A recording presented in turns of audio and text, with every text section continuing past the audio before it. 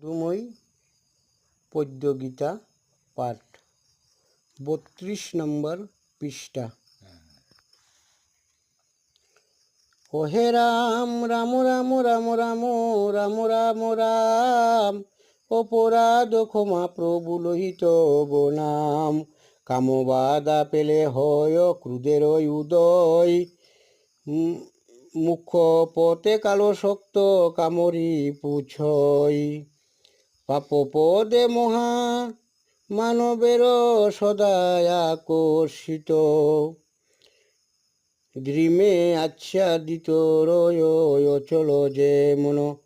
কলঙ্কে আচর থাকে যেমন দর্পণ, জরায়ুতে আবেষ্টিত গর্ব যতায়ার।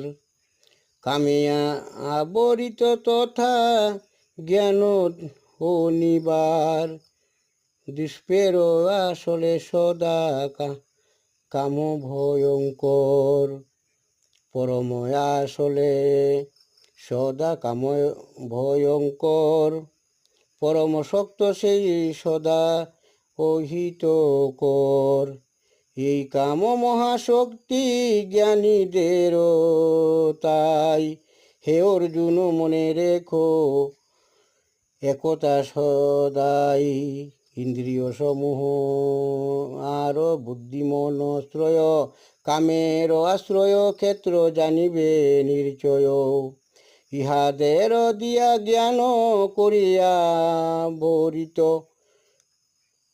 করে সদা প্রাণীগণে মুহে আচ্ছদিত। অতএব হে অর্জুন ইন্দ্রিয় নির্চয়, সাম্য করি করো এবে কামে পরাজয়। এহে দুর্বার কাম হৃদে করিবাস, জ্ঞান বিজ্ঞান হইতে করে যে বিনাশ। শ্রেষ্ঠ তত্ত্ব দেহ হইতে দশেন্দ্রিয়গণ, ইন্দ্রিয় হইতে শ্রেষ্ঠ সকলের মন। মন হইতে বুদ্ধি শ্রেষ্ঠ শুনো ধনঞ্জয়, বুদ্ধি হতে আত্মা শ্রেষ্ঠ সর্বভূতেরই। শুনো শুনো মহাবাহু শুনো হে নির্চিত, বুদ্ধি শ্রেষ্ঠ আত্মা হেন হইয়া বিদিত।